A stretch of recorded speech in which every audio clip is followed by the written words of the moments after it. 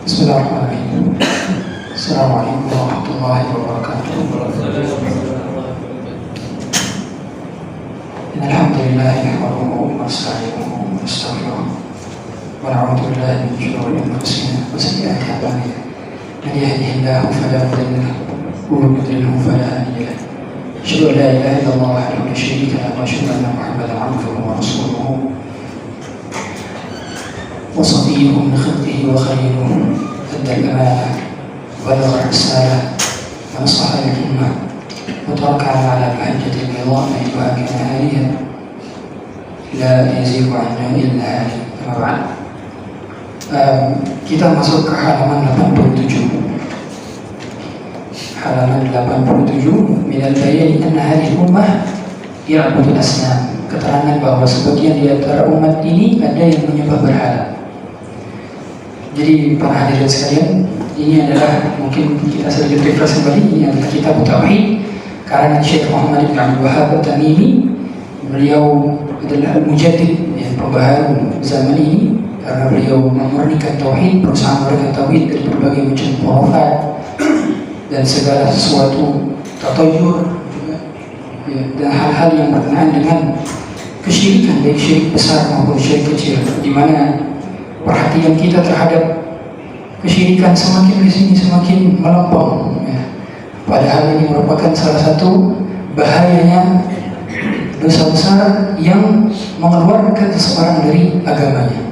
Masuk Islam mudah, keluar daripada Islam lebih mudah lagi. Oleh karena itu kita mempelajari ini supaya kita berhati-hati agar kita jangan sampai melakukan kesyirikan, baik syirik besar maupun syirik kecil. Di sini Syekh Muhammad bin Wahhab Tamimi menjelaskan bahwa ada di antara umat Nabi Muhammad SAW yang memang akan terjerumus ke dalam kesyirikan. Ini adalah bantahan bagi siapa saja yang mengatakan bahwa di dalam umat Nabi Muhammad SAW itu tidak ada yang melakukan kesyirikan. Ini adalah sekelompok murjiah. Jadi ada tiga kelompok dalam perkara ini. Masalah menjadikan apakah ada di antara umat Nabi Muhammad SAW yang menjadi kufur sebab kesyirikan. Ada tiga kelompok. Yang pertama adalah Khawarij. Khawarij ini adalah mereka yang mengkafirkan kaum muslimin sebab dosa besar. Jadi ketika ada yang mereka berzina, kemudian berjudi atau dosa besar lainnya, itu mereka kafirkan langsung. Ini kelompok Khawarij. Kalau bahasa kita sekarang biasanya kelompok ISIS mereka adalah salah satu kelompok yang memiliki pemahaman di mana kaum muslimin yang melakukan kefasikan mereka kafirkan. Ini ekstrim sekali. Yang kedua adalah kelompok Murji'ah. Kelompok Murji'ah ini sebaliknya, dia tidak mengkafirkan sama sekali orang di luar daripada agama Islam. Atau ketika seorang beragama Muslim kemudian dia keluar dari agama Islam karena kalimat kekufuran, tidak mereka kafirkan. Jadi mereka masih anggap Muslim. Ada seorang Muslim yang menghina agama Nabi Muhammad SAW, mencaci agama Nabi Muhammad SAW, tapi dia tidak menjadikan orang tersebut statusnya sebagai kafir. Ini adalah kelompok Murji'ah. Adapun Ahlus Sunnah wal Jamaah menetapkan apa yang ditetapkan menurut syariat dia sebagai Muslim, maka dia sebagai Muslim. Ketika dia melakukan pembatal-pembatal keislaman, maka statusnya murtad. Statusnya murtad dan dia wajib bersyahadat kembali, begitu. Ini adalah bantahan bagi kelompok kedua, yaitu Murji'ah. Kelompok Murji'ah ini tadi dia mengatakan bahwa tidak ada di kalangan umat Islam yang akan melakukan pembatal keislaman. Jadi menurut mereka iman itu cukup dalam hati.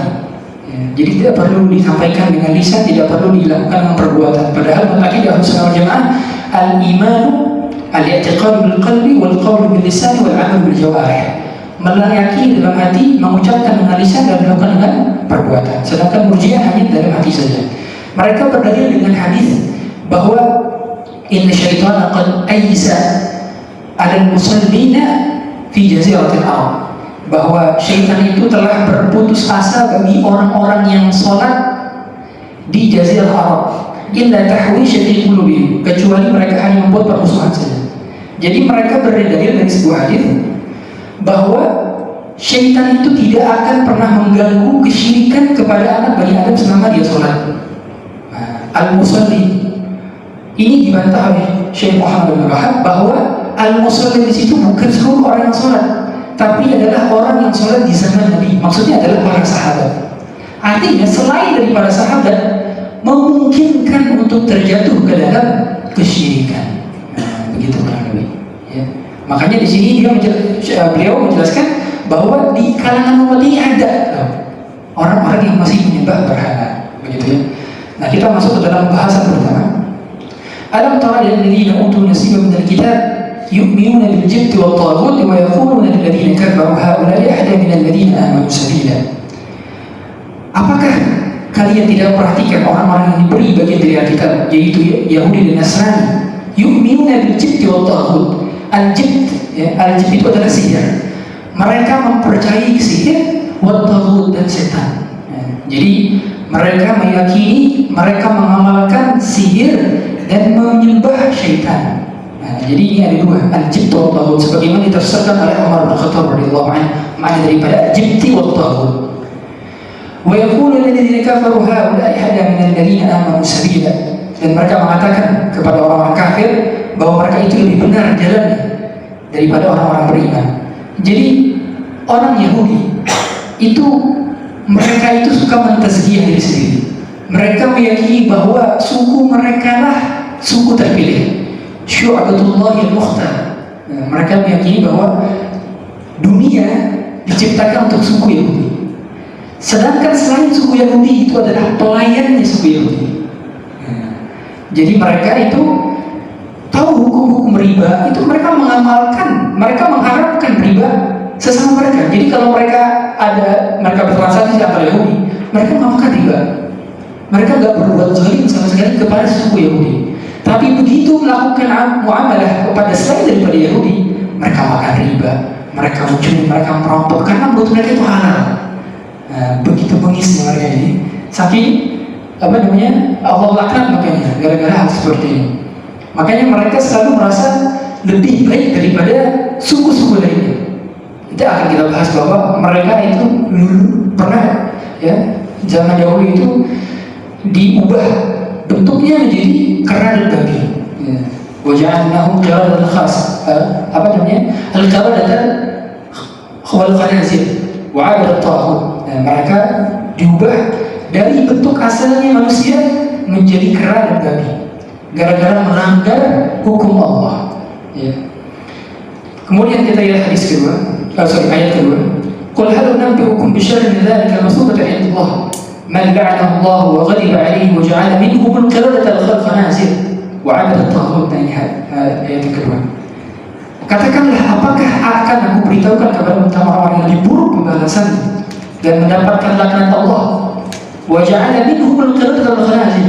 Allah ubah mereka menjadi kera dan babi. Wa'adat taghut, sebab mereka dahulu menyembah taghut. Taghut ini menyembah syaitan. Mereka melakukan sihir. Ya.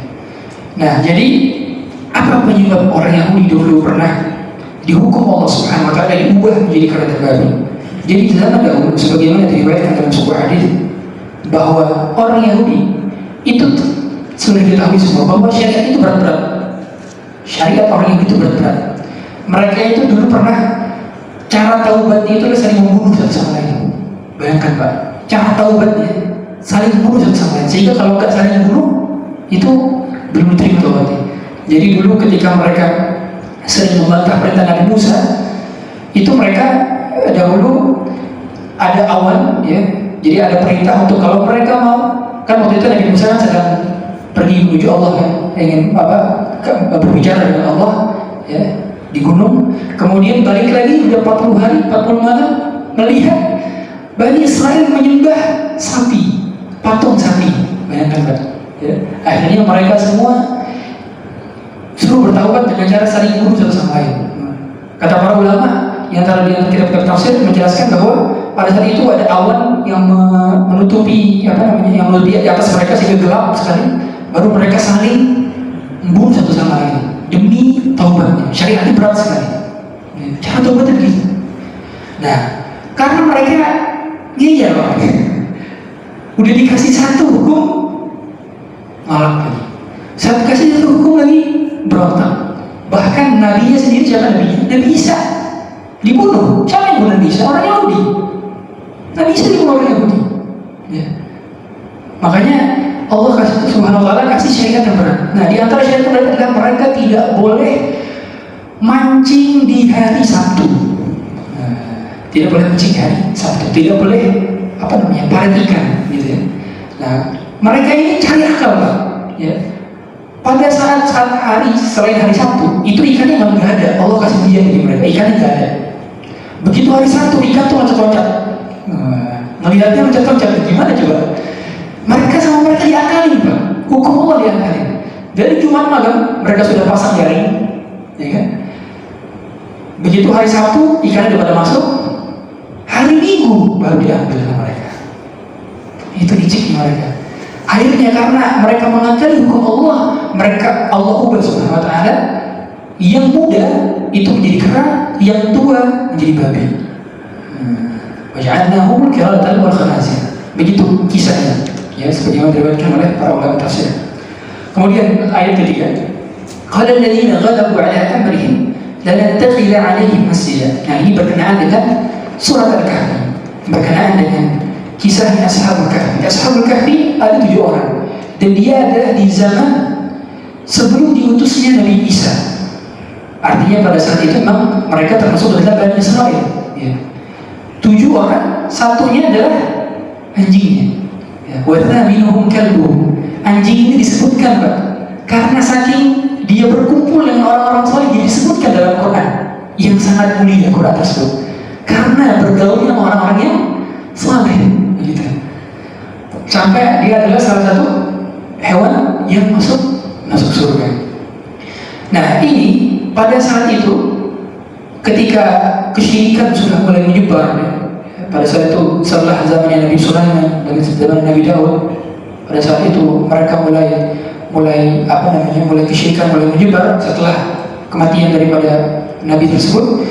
Nah, pada saat itu 7 orang ini mempertahankan keimanannya. Mereka ingin memberontak tapi tidak mampu. Akhirnya mereka diperintahkan Allah Subhanahu wa ta'ala untuk pergi ke gua. Begitu di gua, Allah Subhanahu wa ta'ala tidurkan. وَلَبِثُوا فِي كَهْفِهِمْ 300 سِنِينَ وَازْدَادُوا 9. Jadi kalau menurut hitungan tahun Masehi 300 tahun, hitungan tahun Hijriah 309 tahun. Karena setiap 20 tahun Masehi itu berarti ditambah 1 tahun Hijriah. Misalkan saya umur 25 tahun Masehi, berarti umur Hijriah saya adalah 26 tahun begitu. Nah, mereka 309 tahun itu di dalam gua, dan Allah bangkitkan lagi dari tidurnya. Kemudian fab'athu ahadakum biwadikum hadhihi ila al-madinati falyanzur ahadukum azka ta'aman. Jadi pada saat itu mereka keluar, mereka lapar. Ibaratnya habis tidur, mereka lapar. Mereka keluar ke pasar mau beli makanan. Begitu mereka mau beli makanan, loh, ini kok uangnya udah gak laku lagi. Akhirnya masyarakat di sana mereka meyakini bahwa uang yang dipakai itu adalah uang 300 tahun lalu. Pada saat itu masyarakatnya sudah beriman semua. Jadi 300 tahun sebelumnya itu masyarakatnya kufur, dan mereka kabur dikejar-kejar oleh masyarakat tersebut. Bukan kejar-kejar oleh rajanya saja, tapi kejar-kejar oleh masyarakatnya. Karena masyarakatnya itu disuruh oleh rajanya mencari pemuda yang 7 ini. Jadi dikejar. Oleh karena itu ketika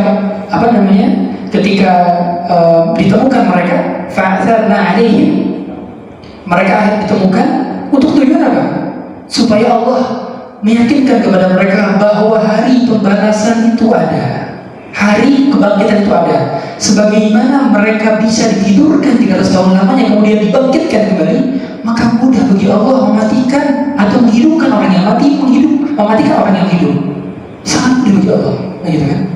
Makanya pada saat itu akhirnya ramailah semua orang-orang di pasar tersebut, sampai seluruh masyarakat tersebut akhirnya mendatangi gua tersebut dan menjadikan gua tersebut sebagai tempat ibadah. Nah, di sini dijelaskan qala alladziina ghalabu 'ala amrihim lanattakhidanna 'alaihim masjidan. Artinya orang pada saat itu kebiasaan orang Nasrani, ketika ada orang soleh, kuburannya itu dijadikan tempat ibadah. Ini kebiasaan orang Nasrani dan diikutkan oleh sebagian dari kalangan umat Nabi Muhammad SAW. Ketika ada orang soleh dianggap wali, kuburan didatangi 24 jam, gak berhenti. Sholat di situ, ngapain di situ, semua itikaf di situ. Jadi masjid kuburan. Ini adalah kebiasaannya Nasrani. Dan yang pertama kali adalah ini orang soleh di zaman Ashabul Kahfi tersebut, orang itu orang soleh, kuburannya itu dijadikan masjid oleh orang-orang yang tadi kagum. Wah, ini orang soleh, 300 tahun ditidurkan oleh Allah Subhanahu Wa Taala, baru dibangunkan pada saat zaman mereka. Begitu. Kemudian, ini adalah hadis yang terkenal dengan ayat sebelumnya. La tattabi'unna sunana man kana qablakum hadwa al-qudwati bil-qudwah hatta law dakhalu juhra dabbin la dakhaltum. Qalu ya Rasulullah, al-yahud wal nasara qala. Jadi kata Rasulullah SAW, la tattabi'un. Di sini Rasulullah pakai lam taukid, terus kemudian pakai nun taukid, yang maknanya sungguh kalian benar-benar akan mengikuti tradisi-tradisi orang-orang sebelum kalian. Nah, salah satu tradisinya adalah tadi itu, ya, tradisinya tadi menjadikan kuburan orang saleh sebagai masjid. Tradisinya orang Nasrani.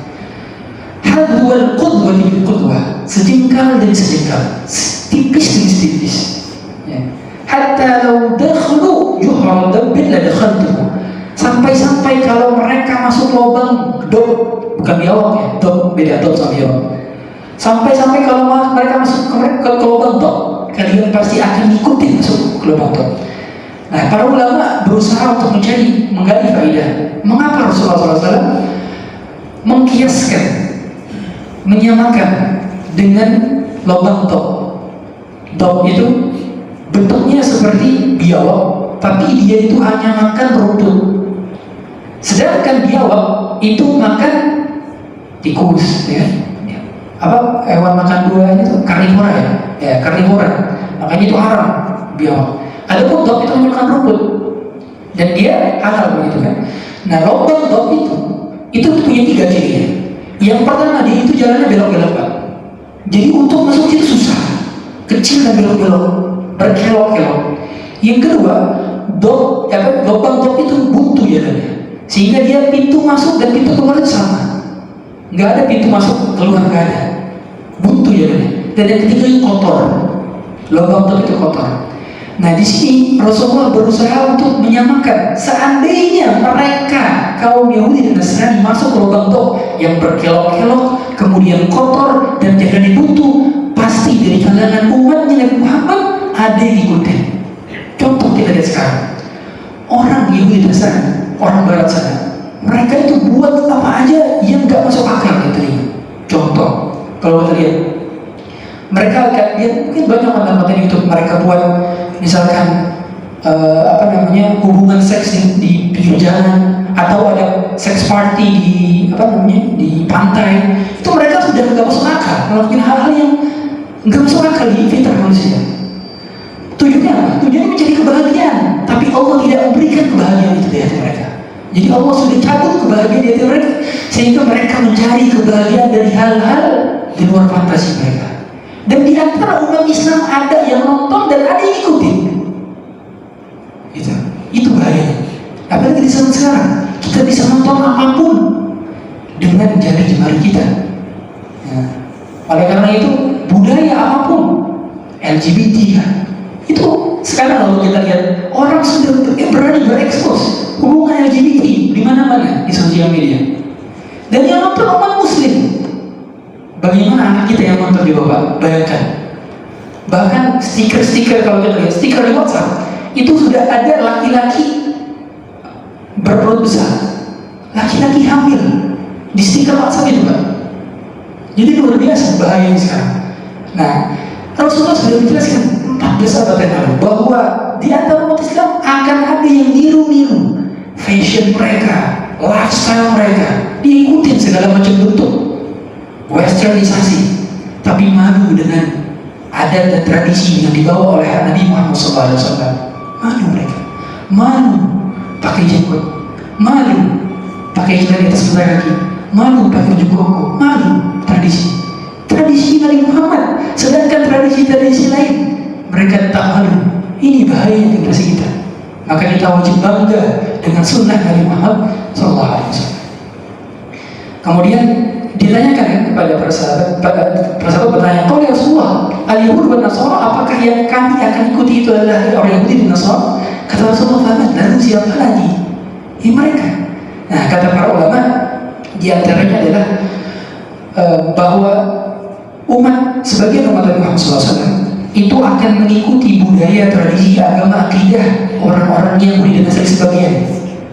Sebagian umat Nabi Muhammad akan mengikuti, mencocok-cocoki tradisi mereka, budaya mereka, lifestyle mereka, fashion mereka dalam hal tadi urusan akidah dan budaya tradisi.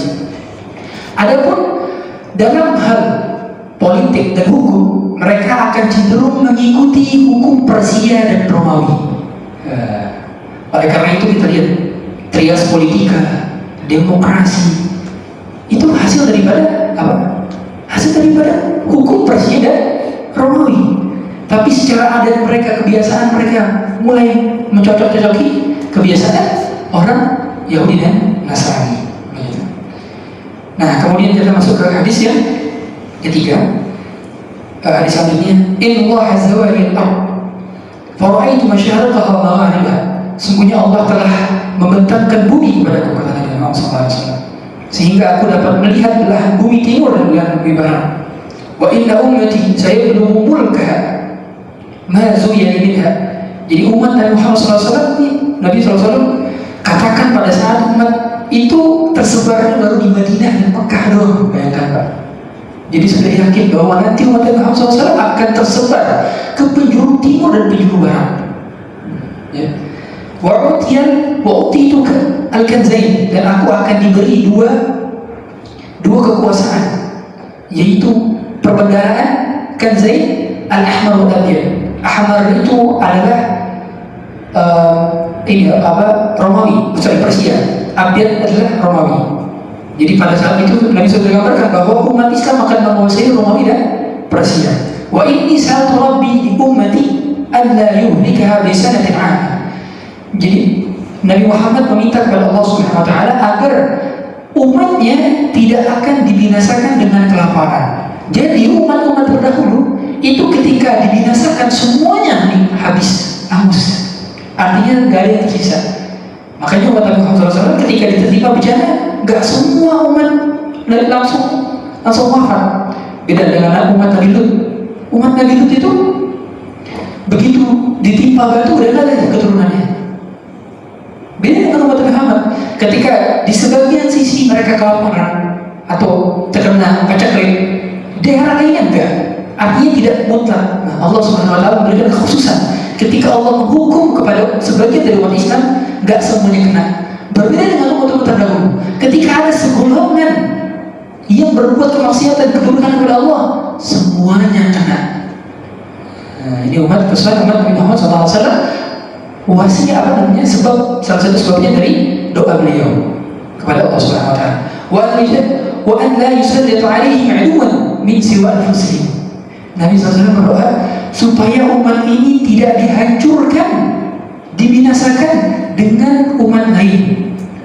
Makanya tidak ada dalam sejarah umat Nabi Muhammad SAW itu dibinasakan luluh lantak habis oleh umat lain.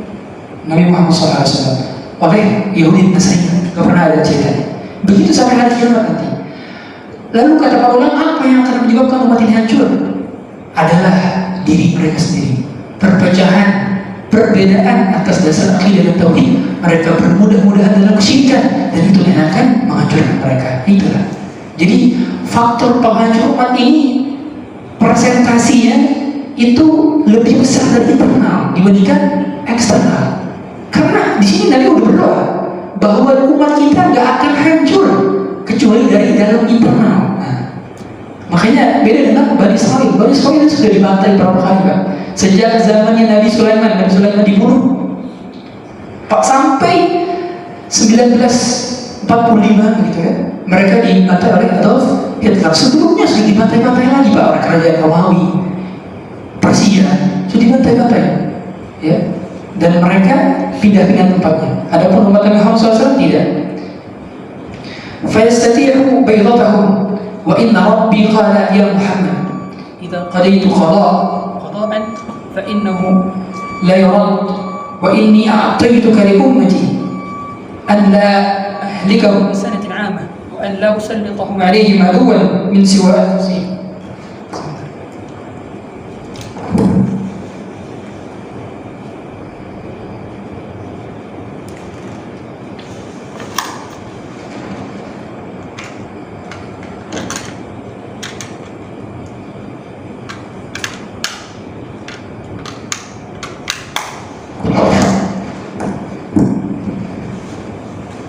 ولم يجتمع عليه بأقطارها حتى يكون بعضهم يهلك بعض ويسبي بعضهم بعضا.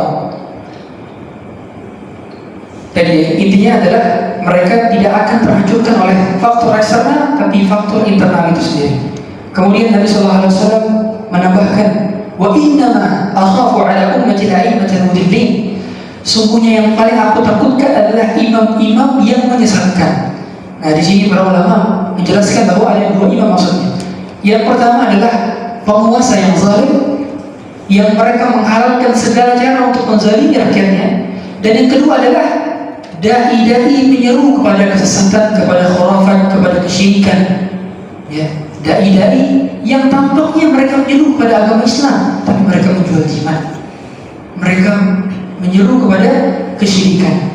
Mereka menyuruh kita untuk menyembah kepada kuburan. Na'udzubillah. Alaimah al-mudillin.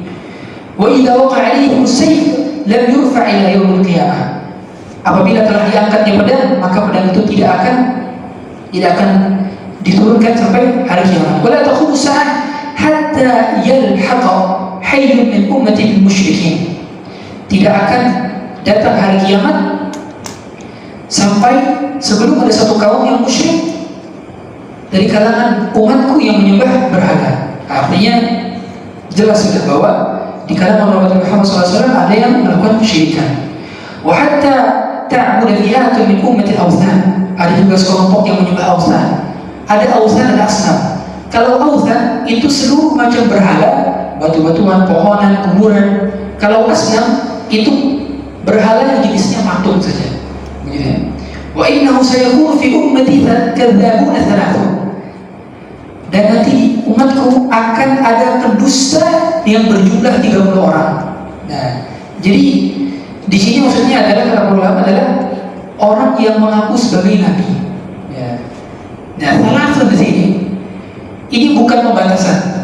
Artinya bisa lebih daripada itu. Makanya dalam syariat itu al-adadu laisa lahu mukhalafatul mafhum. Jadi enggak ada pembatasan. Ada itu laisa lil hasr. Ketika Nabi Muhammad SAW menyebut bilangan, itu tadi bukan pembatasan. Sebagaimana Nabi SAW bilang, ijtanibus sab'al mubiqat, jauhilah 7 dosa besar. Ada dosa syirik, kemudian dosa sihir, dosa dosa uququl walidain, durhaka orang tua, ada 7. Itu maknanya bukan pembatasan, tapi sebagai penjelasan karena pada saat itu momennya tepat untuk audiensnya pada saat itu. Begitu.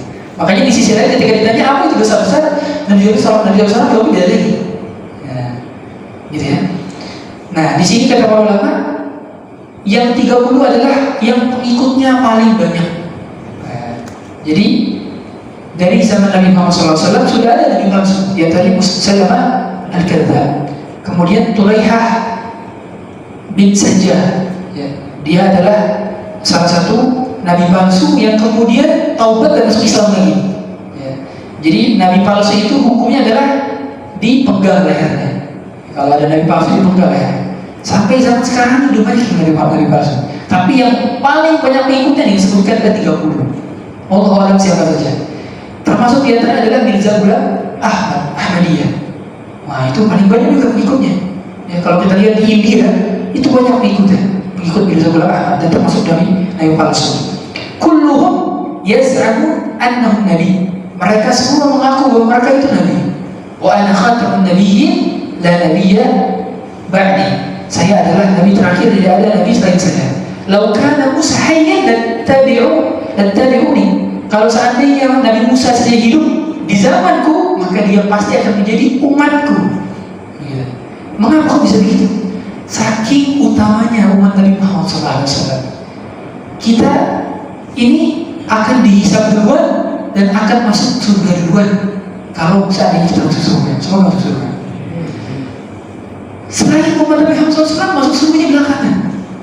Ya, jadi banyak keutamaan umat Nabi Muhammad SAW.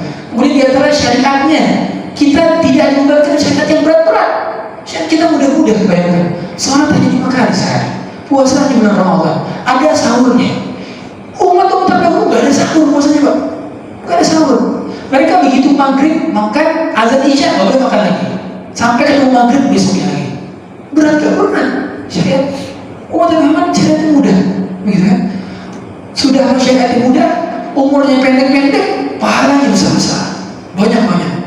Beramal dia malam Lailatul Qadar dapat 43 tahun, luar biasa kan? Sedangkan umat dahulu umurnya panjang-panjang, pahalanya sedikit-sedikit, begitu. Nah, kemudian di sini Nabi SAW bilang, ولا تزال طائفة من أمتي على الحق منصورة لا يضرهم من خاذلهم حتى يأتي أمر الله تبارك وتعالى. dalam sebuah hadis, لا يزال من أمتي ظاهرين على الحق لا يضرهم من خالفهم ولا من خذلهم حتى يأتي أمر الله هم كذلك. Akan ada sekelompok dari umatku yang selalu membela kebenaran, teguh dengan akidahnya, percaya bahwa janji Allah benar, mereka menjauhi kesyirikan, tegar dengan tauhidnya, dan itu dinamakan at-taifatul mansurah atau al-firqatul najiyah. Nah, ini yang menjadi bahasan kita sekarang. Jadi selalu setiap masa, meskipun ada kesyirikan dan kekufurannya, masih ada sekelompok orang, tak peduli berapa jumlah mereka, sedikit atau banyak, mereka tidak peduli, tidak takut akan hal-hal yang bahaya mereka, karena mereka yakin bahwa siapa yang berpegang teguh di atas sunnah Nabi SAW, meskipun rasanya seperti memegang bara api, mereka akan dipertemukan dengan Nabi Muhammad SAW di telaganya. Isbiru hatta talqawni al-hawd, kata Nabi. Bersabarlah kalian sampai kalian bertemu denganku di telaga. Kita harus yakin tersebut, bahwa yang kita pegang ajaran ini adalah dengan memurnikan tauhid. Ini adalah sebenar-benarnya ajaran yang dibawa oleh Nabi SAW. Dan beliau telah menjelaskan kepada kita secara jelas dan detail. Kita hanya tinggal mengikuti saja, gak usah macam-macam hidup kita dunia ini. Sebentar saja. Orang kalau misalkan sudah yakin bahwa dia bakal mati nanti, udah hidupnya gak banyak angan-angan, Pak, gak banyak angan-angan. Bila aku mati, gak bakal terproses dunia ya. Sebentar saja. Saya ini kalau melakukan mau manipulasi data, mau korupsi, mau apa, besok sudah dia mati, kan gitu. Jadi kalau dia udah pikirnya akhirat, dia nggak akan terlalu banyak angan-angan, nggak akan mau ini, mau itu, mau ini, mau itu. Pendek angan-angan ini, Pak. Karena dia sudah yakin hidup apa yang halal nikmati, apa yang haram tinggalkan, lurus-lurus saja hidup, nggak usah tengok-tengok. Orang ini pengen hidupnya belok-belok dulu, baru udah kita sudah tahu sekarang, tinggal lurus mati khotimah masuk surga. Allah yang jamin, Pak. Ya, kita tinggal yakin saja janji Allah dan Rasulnya. Tinggal istiqamah. Kita sudah menggenggam sunnah ini, kita kerjakan dengan digerah kita mati dengan husnul khatimah, insyaallah. Semoga Allah memudahkan kita dalam keadaan husnul khatimah. Demikian yang dapat kami sampaikan. Ada yang ingin bertanya? Mungkin Arjit, jangan. Apakah orang yang melakukan bid'ah itu bisa jatuh ke dalam kekufuran? Oke, jadi memang bid'ah atau inovasi dalam beribadah itu ada yang bid'ah idhafiyah, ada yang bid'ah mukaffirah, ada perinciannya. Ada yang bid'ah yang ditambah-tambahkan, amalan yang dikhususkan waktunya, bilangannya, jumlahnya, tempatnya dikhususkan, itu bid'ah idhafiyah. Ini tidak mengeluarkan seorang dari agama Islam, tapi ini dapat menyebabkan dosa. Ada yang kedua adalah bid'ah mukaffirah. Mereka membuat amal-amalan yang mereka meyakini bahwa hal tersebut dapat mendatangkan mudarat atau manfaat kecuali dengan izin Allah. Contoh, mereka meyakini bahwa ketika mereka tidak menerangi kuburan dengan lampu-lampu atau menghiasi kuburan, nanti mereka akan mendapat mudarat. Yang apabila mudarat itu bisa datang sendiri, itu dapat mendatangkan kekufuran. Tapi kalau mereka masih meyakini bahwa Allah Subhanahu wa taala mengizinkan, artinya tetap atas dasar kehendak Allah, maka itu termasuk syirik kecil. Sama seperti pakai gelang. Contoh pakai gelang. Kita meyakini bahwa gelang itu bisa mendatangkan manfaat atau mudarat tanpa seizin Allah. Itu termasuk kufur besar. Tapi kalau kita meyakini bahwa ia dapat menjadi sebab, tapi dengan seizin Allah, maka itu syirik kecil. Nah, gitu. Jadi ada perinciannya. Bisa potensi kan? Kufur bisa. Semakin orang bermudah-mudahan dalam perkara demikian, maka ia akan mudah terjerumus ke dalam hal-hal yang mengeluarkannya dari Islam. Demikian, semoga Allah jaga keimanan kita dan akidah kita semua. Kemudian mungkin ada pertanyaan, apakah sekarang kera dan babi adalah keturunan daripada orang Yahudi yang ketika itu dikutuk menjadi kera dan babi gara-gara mereka menyelisihi peraturan Allah, menyelisihi hukum Allah? Jawabannya tidak. Jadi sebagaimana Ibnu Mas'ud pernah bertanya kepada Nabi SAW, ya Rasulullah, apakah kera dan babi sekarang itu hasil dari keturunan Yahudi yang dulu dihukum menjadi kera dan babi? Kata Rasulullah, sesungguhnya innallaha idza yu'adzib qauman aw yaj'aluhum adzaban lam yakhluq lahum naslan. Allah ketika mengazab suatu kaum, Allah tidak akan membuat keturunannya. Jadi mereka langsung dibuat punah. Begitu mereka menjadi kera dan babi, Allah langsung punahkan. Jadi keturunan sekarang kera dan babi bukan keturunan yang pada saat itu dihukum menjadi kera dan babi dari kalangan Yahudi. Demikian. Subhanallah wa bihamdihi, asyhadu an la ilaha illa anta, astaghfiruka wa atubu ilaik. Assalamualaikum warahmatullahi wabarakatuh.